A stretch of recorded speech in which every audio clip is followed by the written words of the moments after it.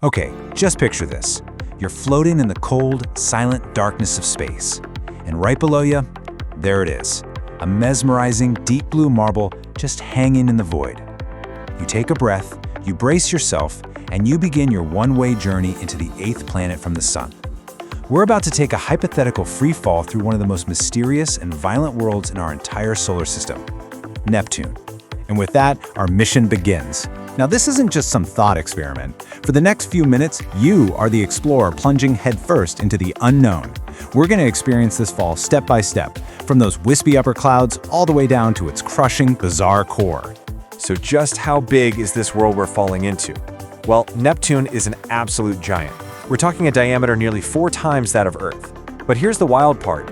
Even though it's so massive, its gravity is only about 14% stronger than what you're used to. What that means is your initial fall is going to feel surprisingly familiar, at least for a little while. All right, mission is a go. Our journey is officially underway. But what do we actually know about where we're headed? The truth is, Neptune is one of the least explored planets out there. It's just so incredibly far away that it's still wrapped in a whole lot of mystery. Think about that for a second. Almost everything we're about to see, everything we know, is based on data from one single spacecraft that flew by for just a few hours over 3 decades ago. That plus whatever our telescopes can see from Earth. We are truly heading into the great unknown. Okay, this is it. The first stage of our fall. You're now entering the upper atmosphere. From a distance, it looks just like a calm, deep blue ocean, but you're about to find out that calm is just an illusion. So, what's with that iconic color? Well, it all comes down to some pretty simple chemistry. High up in the atmosphere, there's a lot of methane gas, and it basically acts like a color filter.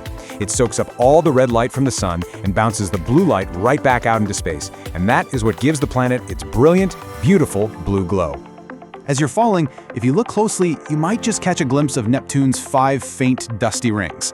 The sunlight here is incredibly weak. Think about as bright as a deep twilight back on Earth. And hey, remember that similar gravity?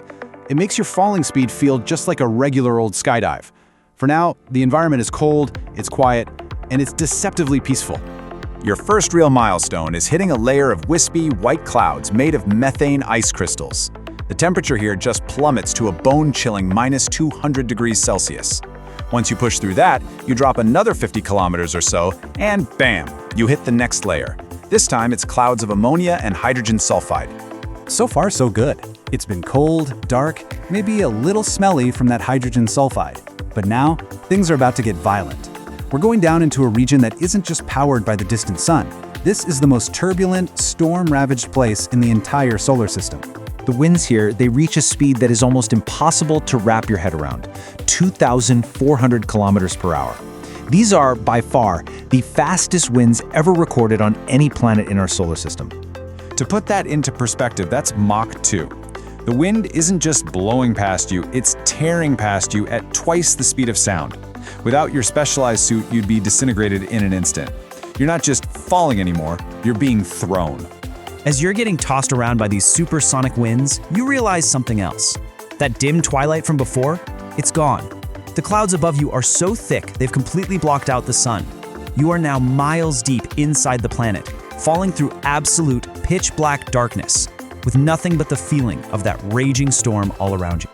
After falling about 160 kilometers, the environment just changes completely. The pressure skyrockets, but the temperature, it does something totally unexpected. It actually warms up to a surprisingly comfortable 26 degrees Celsius. But this is no paradise. No way.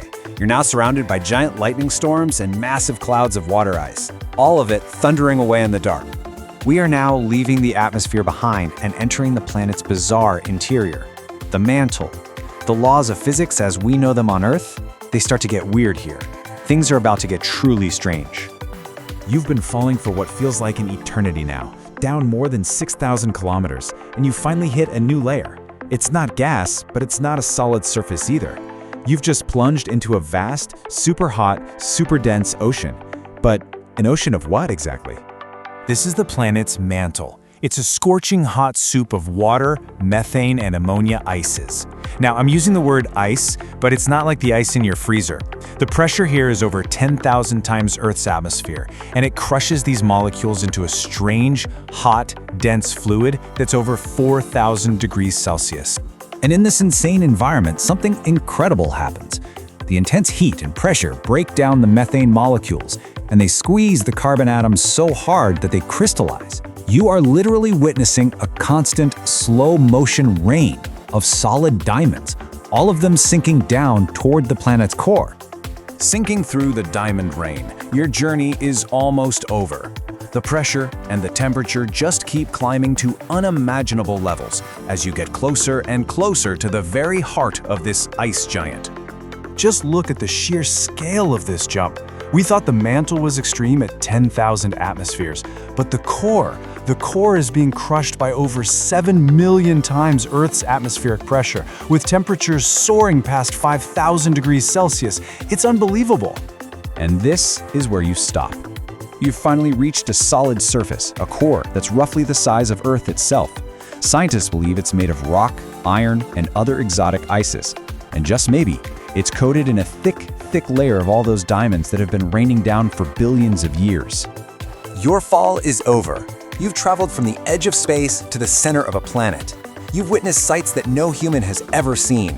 You are the first and only person to ever make this journey. Mission complete.